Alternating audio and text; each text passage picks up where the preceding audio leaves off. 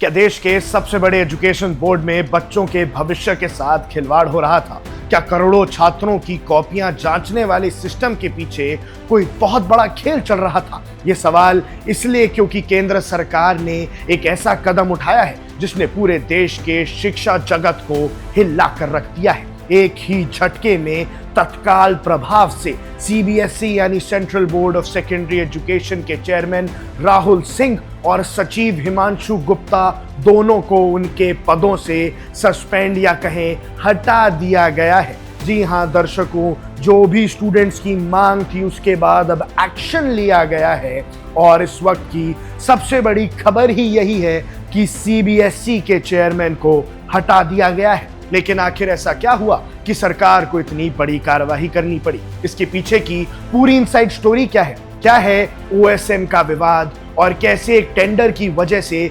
CBSE के इन दो सबसे बड़ी अधिकारियों की कुर्सी चली गई? इस वीडियो के अंदर हम इस पूरी कहानी की एक परत खोलेंगे। क्या है ये पूरा मामला? चर्चा की शुरुआत करते हैं उस शब्द से जिसने इस पूरे बवाल को जन्म दिया, OSM यानी ऑन स्क्रीन मार्किंग। आजकल जब आप बोर्ड एग्जाम्स देते हैं तो आपकी कॉपियां सिर्फ पेन कागज से नहीं जांची जाती, कॉपियों को स्कैन किया जाता है और टीचर्स कंप्यूटर स्क्रीन पर देखकर उन्हें डिजिटल तरीके से चेक करते हैं और इसी को OSM कहते हैं। अब सोचिए, करोड़ों बच्चों के भविष्य का फैसला इसी डिजिटल चेकिंग से होता है। जाहिर है इसके लिए जिस सॉफ्टवेयर या कंपनी की मदद ली जाएगी वो बेहद सुरक्षित और पारदर्शी होनी चाहिए और यहीं पर एंट्री होती है हैदराबाद की एक कंपनी की जिसका नाम है कोएप्ट। सीबीएसई ने इस ऑन स्क्रीन मार्किंग सेवा का टेंडर इस कंपनी को दिया था, लेकिन आरोप है कि इस टेंडर को देने की प्रक्रिया में नियमों को ताक पर रख दिया गया। पारदर्शिता यानी ट्रांसपेरेंसी की भारी कमी थी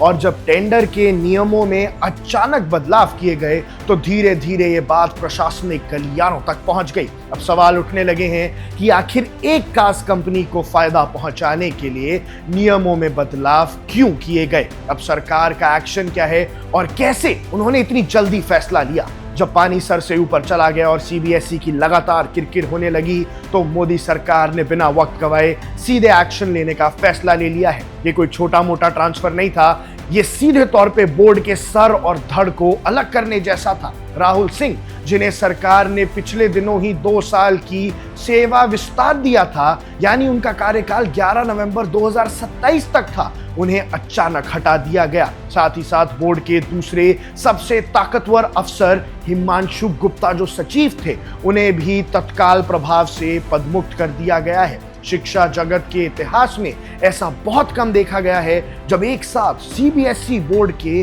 चेयरमैन और सेक्रेटरी दोनों पर इस तरह गाजगिरी हो। इस फैसले ने साफ कर दिया है कि जब बात देश के करोड़ों छात्रों और परीक्षा की विश्वसनीयता की आएगी तो सरकार किसी भी स्टार के अधिकारी को बख्शने के मूड में नहीं है। सिर्फ तबादला नहीं, अब होगी क्राइम ब्रांच स्टाइल में जांच। सरकार सिर्फ अधिकारियों को हटाकर शांत नहीं बैठी है, इस पूरे घोटाले या गड़बड़ की तह तक जाने के लिए एक हाई लेवल इंक्वायरी कमेटी भी बना दी गई है और इस जांच समिति की कमांड सौंपी गई है सुश्री एस राधा चौहान को। राधा चौहान जी देश की बेहद सीनियर और सख्त प्रशासनिक अधिकारियों में गिनी जाती हैं। उन्हें साफ निर्देश दिए गए हैं कि वो इस टेंडर और अलॉटमेंट प्रक्रिया की एक दस्तावेज को खंगाले।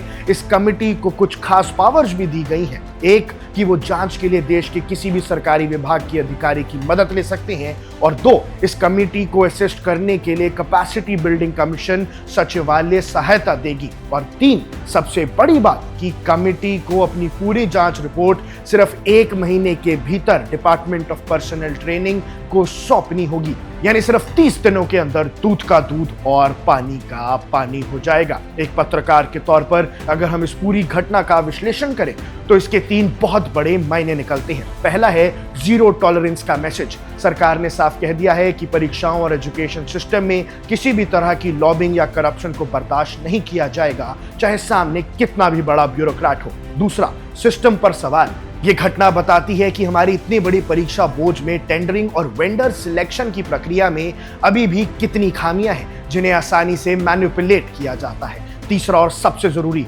छात्रों का भरोसा। जब देश के सबसे बड़े बोर्ड के मुखिया पर ही सवाल उठ जाए तो आम छात्रों और आम माता पिता के मन में डर बैठ जाता है कि उनकी कॉपियां सही तरीके से चेक भी हो रही हैं कि नहीं।